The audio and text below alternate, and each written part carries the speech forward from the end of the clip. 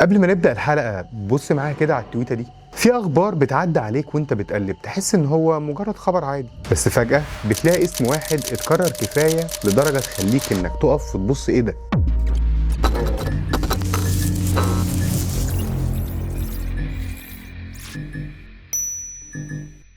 هانتا فيروس قديم مش جديد ومش معمول امبارح ولا اول مرة يظهر، بس المرة دي ظهوره جاي من مكان مش مريح خالص.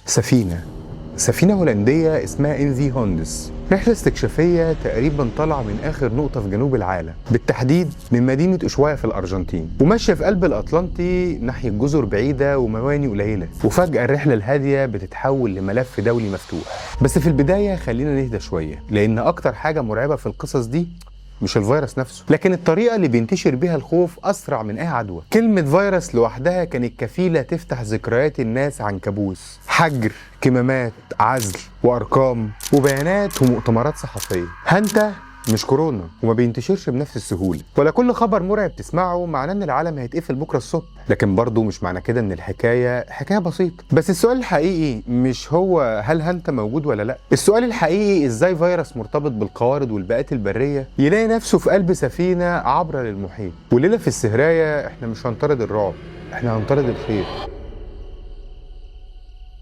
احيانا الخطر ما بيجيش من الوحوش الكبيره، بيجي من ركن منسي، مخزن مقفول، تراب قديم، او اثر صغير لفار محدش خد باله منه. فيروس هانتا من النوع دوت فيروس ما بيحبش الظهور ولا بيحب يعمل قلق طول الوقت. هو في الاغلب بيستخبى في اماكن الناس بتحب تتعامل معاها بكل استهتار، يعني مثلا فضلات قوارض، بول، لعاب، تراب اتلوث واتساب وبعدين حد جه نظف، او فتح مكان مقفول وبيتنفس عادي من غير حتى ما ياخد باله. وهنا الرعب في البساطه.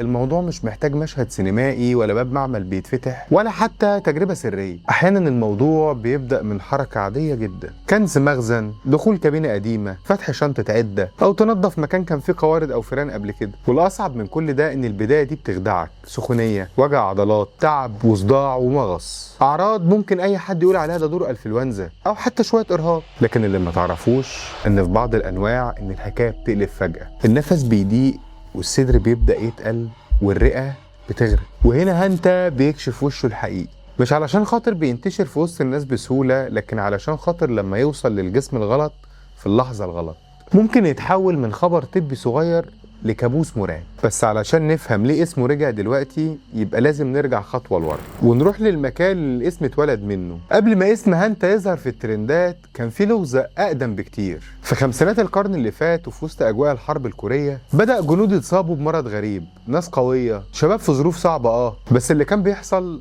عمره ما كان مفهوم. سخونية، نزيف، فشل كلوي، انهيار مفاجئ، كأن في عدو تاني في أرض المعركة، عدو مش باين ولا حتى بيسيب طلقات وراه. لسنين طويلة المرض كان موجود كعلامة استفهام، لحد ما في السبعينات العلماء قدروا يربطوا دوت بخيط بنوع من الفيروسات كان بنهر هانتن في كوريا الجنوبية، ومن هنا جه الاسم. بس القصة ما وقفتش عند كوريا، بس اتضح ان هانتا مش مجرد فيروس واحد بسيط، ده عيلة كاملة. أنواع في آسيا وأوروبا بتهاجم الكلى وبتعمل نزيف، وأنواع تانية في الأمريكتين بتدخل على طول على الرئة وبتعمل متلازمة خطيرة جدا. المتلازمة دي اسمها HBS، يعني احنا مش قدام وحش واحد، احنا قدام عيلة من الوحوش، كل واحد فيها ليه طريقة دخول معينة وليه اسلوب هجوم وليه بصمة مختلفة. وعلشان كده أول ما تسمع خبر عن هانتا لازم تسأل هو أنهي واحد فيهم، فين واي نوع واتنقل ازاي واللي اتنقله ده اتعرض لايه، لان اجابه الاسئله دي بتفرق ما بين خبر مقلق وبدايه لغز كبير. ايه بقى اللي يخلي قصه انفي هوندز مخيفه جدا؟ ان الرحله كان عنوانها انها مغامره هاديه لعشاق الطبيعه، مش كبدايه نشر الطوارئ. السفينة الهولندية بتشتغل لرحلات استكشافية لمناطق قطبية وجزر بعيد، وفي 1 إبريل 2026 الرحلة خرجت من مدينة أوشوايا في الأرجنتين، المدينة اللي الناس كتير جدا بتسميها إنها نهاية العالم. وكانت الرحلة ضمن خط اسمه أتلانتيك أوديسي، عبور طويل في جنوب وسط الأطلنطي. على الورق البرنامج ده كان طبيعي بالنسبة لنوع كتير جدا من الرحلات، ركاب من جنسيات كتير، تريستان دا كونا، سانت هيلينا، اسينشيال، كام فيردي. لكن في البحر أي تفصيلة صغيرة قد كده ممكن تكبر قد كده. أول حالة بدأت أعراضها يوم 6 إبريل تقريبا، وبعديها بأيام قليلة يموت أول راكب على السفينة. في الأول الموت ممكن يتفهم كواقع عادية، خصوصا وسط رحلة طويلة زي دي وسط ركاب أعمارهم مختلفة. ولكن لما حالات تانية بدأت تظهر، وفي واحدة من الركاب نزلت في سانت هيلينا وحالتها اتدهورت جدا في طريقها لجنوب أفريقيا. الحكاية هنا خرجت من خانة حادث صحي ودخلت في خانة تحقيق دولي. السفينة فضلت تمر بمحطات صعبة، ومع كل محطة السؤال بيبدأ يكبر: مين اتصاب؟ مين خالط؟ ومين نزل؟ قبل ما حد يفهم إننا قدام فيروس اسمه أنديز هانتا فيروس، اللي خلى خبر السفينة مرعب مش بس عدد الحالات ولا عدد الوفيات، لكن غرابة المسرح نفسه. احنا متعودين نسمع عن هانتا في أماكن قريبة جدا من القوارض، مزارع، غابات، مخازن، مناطق ريفية وبيوت مهجورة. لكن سفينة في البحر وفي وسط ركاب، جدول سفر وتحركات دولية، احنا هنا قدام فيلم. سفينة في المحيط، ناس جواها مش عارفة ايه اللي حصل. هل اللي اتصاب ده اتصاب قبل الرحلة؟ وهل الفيروس ده دخل مع شخص كان مصاب اصلا؟ وهل الرحلات البرية قبل الصعود للسفينة كان اصلا فيها مصدر للعدوى؟ ولا طبيعة السفينة نفسها بالكباين والصالونات والممرات والمطاعم كل ده كانوا بؤرة للفيروس سمحت ليه ان هو يتحرك ما بين الناس دي عاشت مع بعض ايام طويلة. المعلومات الصحية الاخيرة ربطت التفشي ده بنوع انديز فيروس، وده مهم جدا لان النوع ده تحديدا معروف ان انتقاله بين البشر ممكن يحصل في ظروف نادرة، عكس اغلب فيروسات هانتا اللي ما بتنتقلش من شخص للتاني. لكن هنا مش معناها انه سهل، ودي نقطة لازم تتقال بوضوح، ان مش كل مخالطة معناها عدوى ومش كل سفينة معناها وباء. بس هنا الجهات الصحية اتعاملت بحذر شديد، لان في البحر مفيش مجال كبير للغلط، المكان محدود والناس قريبة، والدخول والخروج ما بين الدول محتاج تنسيق اصلا. وهنا السؤال بيتحول من الفيروس جه منين لامتى المكان العادي يتحول لمصيدة. اقصى انواع الرعب هو اللي ما بيبانش من بره. الانسان بيبقى قاعد قدامك شكله متماسك وبيحاول يتكلم عادي، لكن جواه في حرب شغاله بصمت، وده اللي بيخلي بعض انواع هانتا انواع خطيره جدا. علشان البدايه ممكن تبقى زي اي دور سخونيه، يعني يومين ويهدى، لكن في الحالات الشديده المشهد ممكن يتغير بسرعه. ان الرئه بتبدا تتملي سوائل والنفس بيبقى تقيل والجسم بيحارب علشان يوصل اكسجين، وكل دقيقه بتفرق. علشان كده هانتا ما ينفعش يكون مرض يتعاملوا معاه بكل استخفاف، حتى لو هو نادر، علشان خاطر الندرة هنا مش معناها الأمان المطلق، معناها إنك محتاج وعي مش خوف. والفرق كبير ما بين الاتنين. الخوف يخليك تصدق أي بوست أو أي فويس أو حتى أي عنوان بيقولك العالم بينتهي، لكن الوعي يخليك تفهم وتتأكد إن المصدر الأساسي هو القوارض، إن الأعراض محتاجة فترة حضانة، وإن معظم الأنواع ما بتتنقلش بسهولة ما بين البشر، وإن النوع اللي مرتبط بأنديز له خصوصية مختلفة، بس برضه مش زي فيروسات التنفس اللي بتنتشر بسرعة. وهنا الخوف الحقيقي مش اننا نعرف، الخوف هنا اننا نخلط كل حاجة ببعض ونسيب هنا الخوف يكتب القصة بدل الحقيقة. وفي سنة 1993 تحصل واقعة خلت اسم هانتا يخرج من الكتب الطبية ويدخل جوه نشرة الأخبار بكل قوة. في منطقة في أمريكا اسمها الأربع أركان، تعب مفاجئ، تدهور سريع، مشاكل في النفس رهيبة جدا. في الأول محدش كان فاهم الرابط، ايه اللي جمع ناس من أماكن مختلفة، وليه المرض بيضرب بالشكل ده، وليه الأعراض بتتشابه كأنها نسخة